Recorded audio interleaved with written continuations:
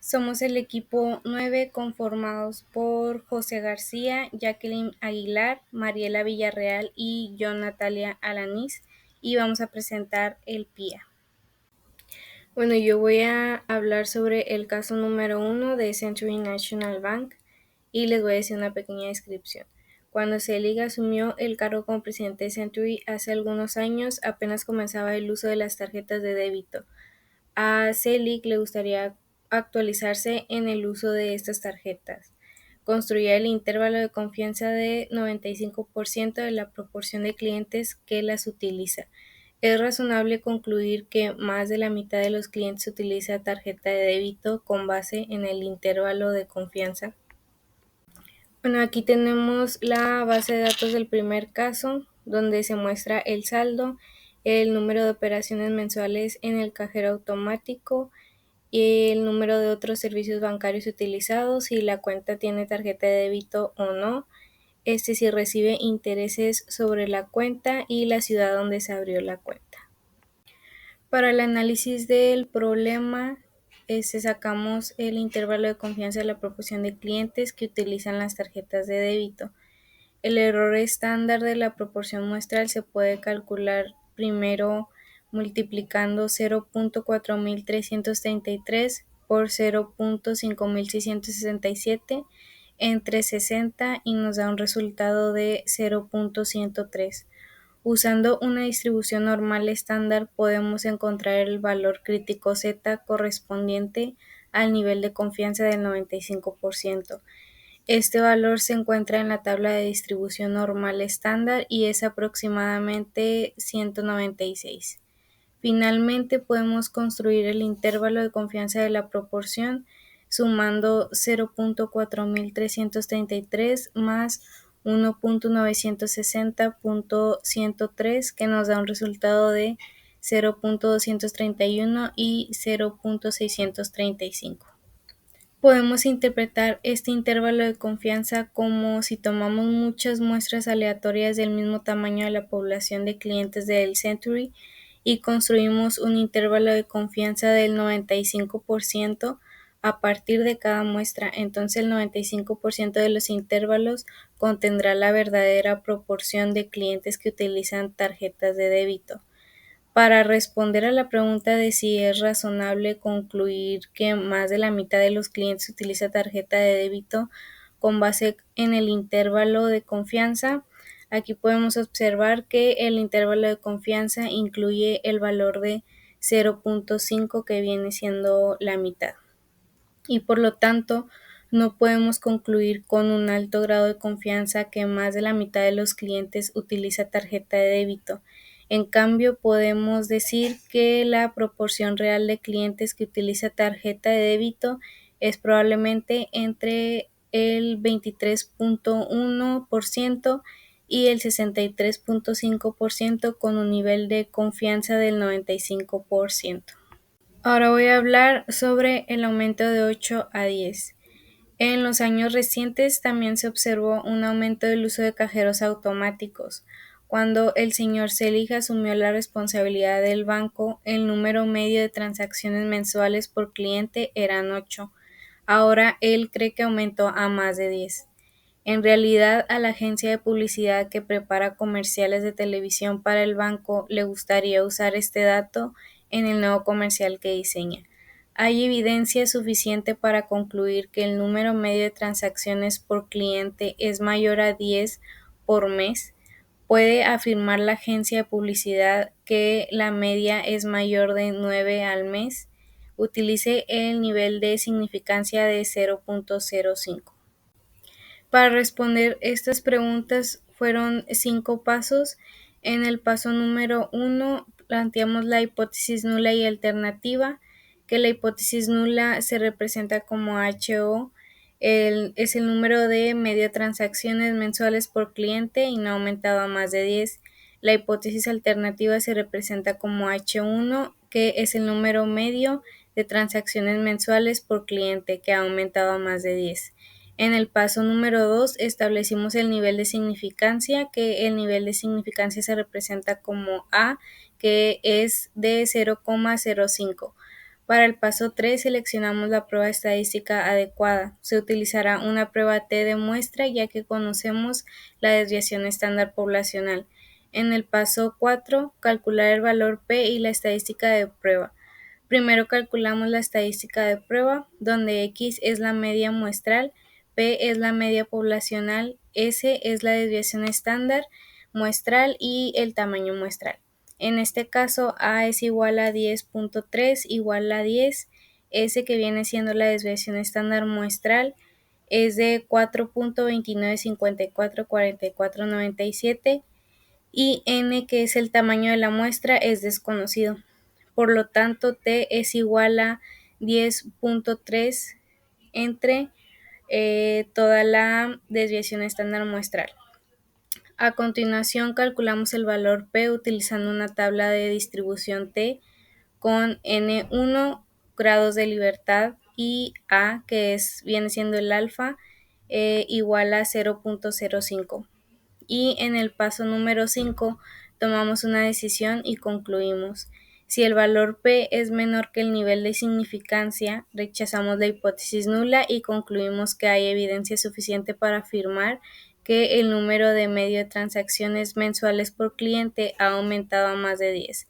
Si el valor P es mayor que A, no podemos rechazar la hipótesis y no hay suficiente evidencia para confirmar que el número medio de transacciones mensuales por cliente ha aumentado a más de 10.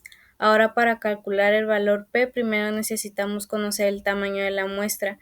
Como no se proporcione esta información, no se puede calcular el valor P y no podemos tomar pues una decisión definitiva sobre la hipótesis nula. Ahora vamos a hablar sobre las diferencias entre las 4 sucursales, que el banco tiene sucursales en 4 ciudades distintas, que estas vienen siendo Cincinnati, Ohio, Atlanta, Georgia, Louisville, Kentucky, Erie y Pensilvania. El señor Selig le gustaría saber si hay alguna diferencia entre los saldos medios de las cuentas de cheques de las 4 sucursales. Si hay diferencias en cuáles sucursales se presentan, si el nivel de significancia es de 0.05. Para el análisis del problema, primero planteamos las hipótesis nulas y la alternativa. La nula dice que no hay diferencia significativa entre los saldos medios de las cuentas de cheques de las 4 sucursales. En la alternativa dice que no hay al menos una diferencia significativa entre los saldos medios de las cuentas de cheques de las 4 sucursales. Luego se recolectó los datos de los saldos medios de las cuentas de cheques de cada sucursal, los cuales parecen estar en la tabla proporcionada. A continuación, realizamos el análisis de varianza con un nivel de significancia de 0.05. Los resultados del análisis de varianza son los siguientes. El valor de F es igual a 1.107 y el valor de P es igual a 0.368. El valor de P es mayor al nivel de significancia, lo que indica que no hay suficiente evidencia estadística para rechazar la hipótesis nula. Si bien no hay una diferencia significativa entre los saldos medios de las cuentas de cheques de las 4 sucursales, si se hubiera encontrado una diferencia significativa, habríamos podido realizar pruebas post-hoc para determinar qué sucursales tenían diferencias significativas. Cajeros automáticos. El señor Selig también tiene interés en los cajeros automáticos del banco. ¿Hay alguna diferencia en el uso de cajeros automáticos de las sucursales? Para responder esta pregunta, primero planteamos la hipótesis nula y la alternativa. La hipótesis nula: no hay diferencia significativa en el uso de los cajeros automáticos de las sucursales de banco. En la hipótesis alternativa, hay al menos una diferencia significativa en el uso de cajeros automáticos de las sucursales del banco.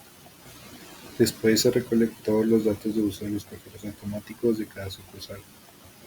A continuación realizaremos el análisis de varianza con un nivel de significancia de 0.05. Los resultados del análisis de varianza son los siguientes. Valor F es igual a 0.650 y el valor P es igual a 0.586. El valor P es mayor que el nivel de significancia, lo que indica que no hay suficiente evidencia estadística para rechazar la hipótesis nula. En resumen, no podemos concluir que haya una diferencia significativa en el uso de los cajeros automáticos de las sucursales de banco.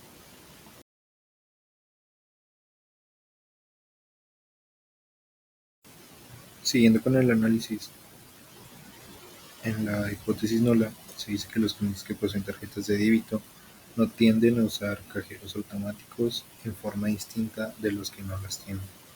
En el hipótesis alternativo, los clientes que poseen tarjetas de débito tienden a usar cajeros automáticos en forma distinta de las que no tienen. Luego se recolectó los datos de promedio de los clientes que usan cajeros automáticos con y sin tarjeta de débito, los cuales parecen estar en la pregunta. A continuación realizamos la prueba de dos muestras con un nivel de significancia de 0.05. Los resultados de la prueba T son los siguientes. Valor T es igual a menos 0.354, grados de libertad igual a 0, ya con su procedimiento. El valor P es de 0.740, que es mayor que el nivel de significancia, lo que indica que no hay suficiente evidencia estadística para rechazar la hipótesis nula. Por lo tanto, no podemos concluir que los clientes que poseen tarjetas de débito tienden a usar cajeros automáticos en forma distinta a los que no lo tienen. Los resultados muestran que la matriz de correlación indica una correlación positiva entre el saldo de la cuenta y las variables de cajeros y servicios, y una correlación negativa con la variable de débito. La variable de intereses no parece estar relacionada con el saldo de la cuenta. La regresión múltiple muestra que el modelo es significativo y que las variables de cajero y servicios tienen un efecto significativo en el saldo de la cuenta, mientras que débito no lo tiene. El modelo explica aproximadamente el 77% de la variación en el saldo de la cuenta. En conclusión, podemos decir que la variable de cajero y servicios están relacionados con el saldo de la cuenta y la variable de débito no parece tener una relación significativa y se puede eliminar este modelo. Hola, mi nombre es Jacqueline Martínez y el día de hoy les voy a explicar el caso 2, que es el de Bell Grove Medical Center. Bueno, voy a leer el problema para entrar un poco en el contexto. Ok, la señora Gain Dempsey es gerente del Centro de Atención de Emergencia del Bell Grove Medical Center.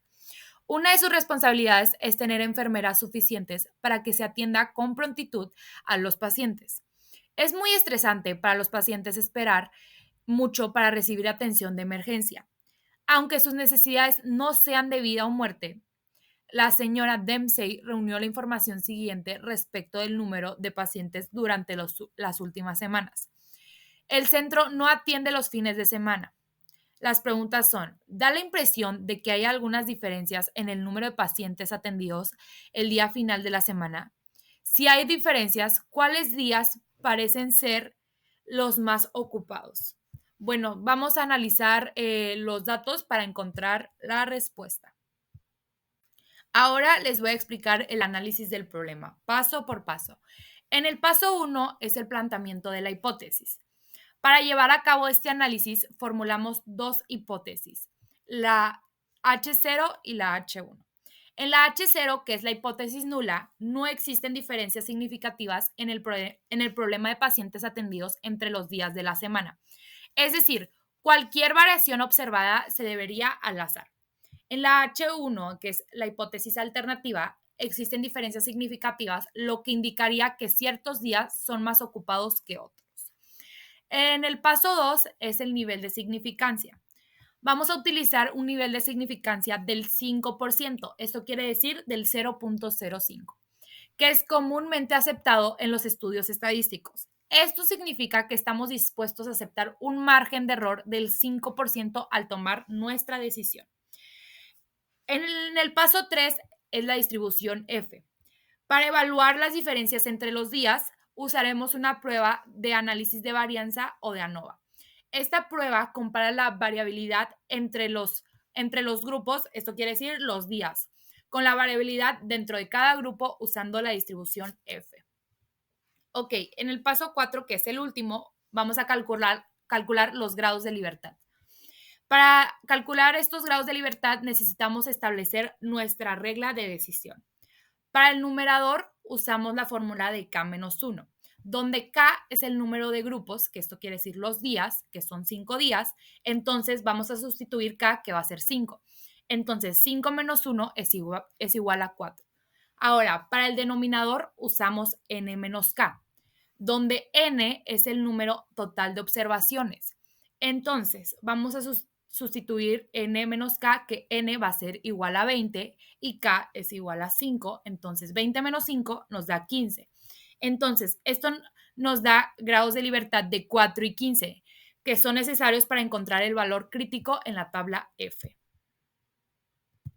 Ok, ahora vamos con el paso 5. Como habíamos quedado que en el análisis, según los grados de libertad calculados, era 4 y 15. El nivel de significancia del 5%, el valor crítico de F es 3.056. Esto significa que si el estudio F que calculamos es mayor a 3.056, rechazaremos la hipótesis nula, que era H0, y concluiremos que hay diferencias significativas entre los días. Si F es menor o igual a 3.056, no habrá evidencia suficiente para rechazar H0. Ok, las medias de pacientes por día. En la tabla vemos el número total de pacientes atendidos en cada día de la semana junto con el promedio. Ok, el lunes 36.75 pacientes en promedio.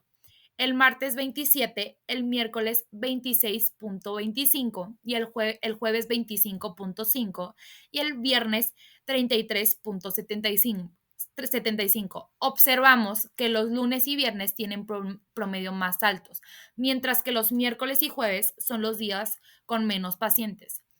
En la interpretación inicial, a simple vista parece que hay diferencias, pero esto no es suficiente. Necesitamos calcular el estadístico F para confirmar si estas diferencias son significativas estadísticamente. En esta última parte vamos a realizar los cálculos finales para confirmar si existe una diferencia significativa en el número de pacientes atendidos en los diferentes días de la semana. La explicación del cálculo SST. Primero vamos a calcular la suma de cuadrados entre grupos o SST, que mide la variabilidad explicada por las diferencias entre los promedios de los días. La fórmula que usamos es SST es igual a SS total menos SSE, donde SS total es la variabilidad total de los datos, que es igual a 510.55. Y SS es la suma de cuadrados del error, que mide la variabilidad dentro de los días, que es igual a 99.25. Entonces, SST es igual a 510.55 menos 99.25, que es igual a 411.3. Aquí sustituimos a nuestra fórmula. Esto significa que una gran parte de la variabilidad total puede explicarse por las diferencias entre los días. El cálculo estadístico F. Con la información anterior, vamos a calcular el estadístico F. Vamos a obtener un valor de F que es igual a 15.55. Este valor representa la relación entre la variabilidad explicada por las diferencias entre días y la variabilidad que ocurre al azar dentro de los días.